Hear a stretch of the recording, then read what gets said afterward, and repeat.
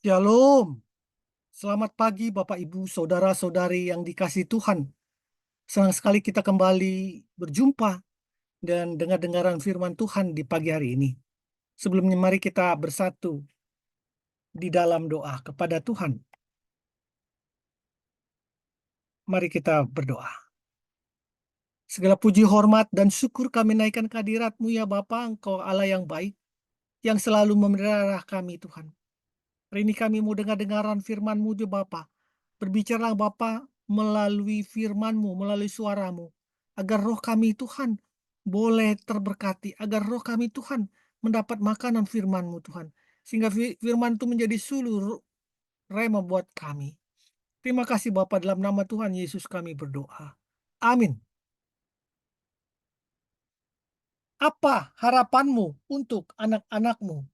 Landasan firman Tuhan diambil dari Amsal 22 ayat 6 yang mengatakan, didiklah orang muda menurut jalan yang patut baginya.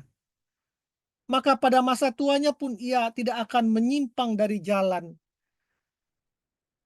itu.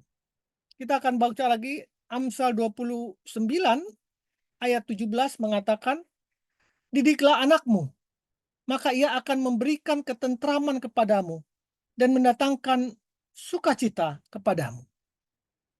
Bapak Ibu, saudara-saudari yang dikasihi Tuhan, apa harapanmu untuk anak-anakmu? Presiden Theodore Roosevelt mempunyai 4 orang anak laki-laki. Ia begitu bangga ketiga anak laki-lakinya memberitahukan keinginan mereka untuk masuk sekolah militer. Tetapi ketika putra yang keempatnya juga memutuskan menjadi seorang militer, ia menolak. Kok semuanya jadi militer? Tidak harus kan? Tetapi istrinya berkata, jika engkau membesarkan mereka sebagai raja wali, engkau tidak dapat mengharapkan mereka terbang seperti burung pipit. Apa yang diajarkan orang tua dan harapan-harapan untuk anak-anaknya sangat mempengaruhi masa depan anak-anak tersebut. Kalau orang tua itu memperlihatkan kebiasaan buruk, jangan harap anak-anak tersebut melakukan yang baik. Ada 3 hal yang harus diperhatikan oleh orang tua agar mereka menjadi apa mereka kelak dalam mendidik anak-anak. Yang pertama, apa yang engkau ajarkan orang tua kepada anak-anakmu, memberitahukan kepada mereka tentang harapanmu menjadi apa mereka kelak. Kalau engkau mengajarkan tentang nilai-nilai kejujuran dan rajin bekerja,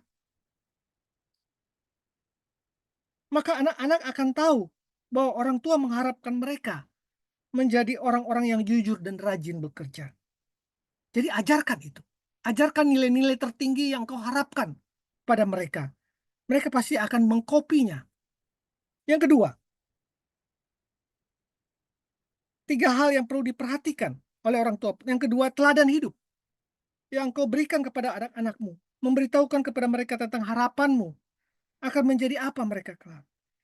Jika orang tua lebih memilih untuk pergi berolahraga atau mengadakan rekreasi atau main gadget pada hari Minggu, sementara orang-orang Kristen yang lain beribadah, maka jangan heran kalau anak-anak kita kelak tidak mau ke gereja pada hari Minggu. Karena mereka berpikir bahwa dengan melihat orang tua mereka tidak ke gereja, itu berarti satu hal bahwa perkataan atau anjuran itu bukan suatu keharusan buat mereka. Mereka melihat teladan dari orang. Yang ketiga, 3 hal yang perlu diperhatikan oleh orang tua. Berikan rencana. Rencana apa yang kau buat buat mereka. Memberitahukan tentang harapanmu menjadi apa mereka kelak.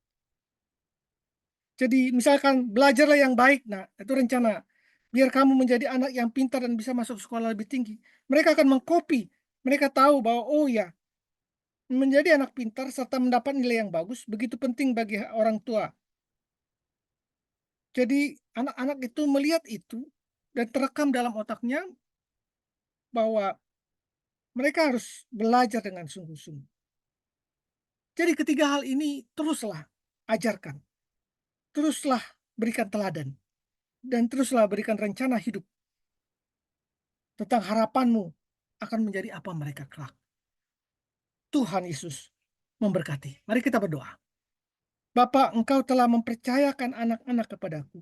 Mampukan aku mendidik mereka dalam jalan yang benar. Dalam nama Tuhan Yesus aku berdoa. Amin. Orang tua mempunyai andil besar untuk masa depan anak-anaknya. So, jangan lewatkan kesempatan ini. Tuhan Yesus memberkati. Amin. Amin. Amin.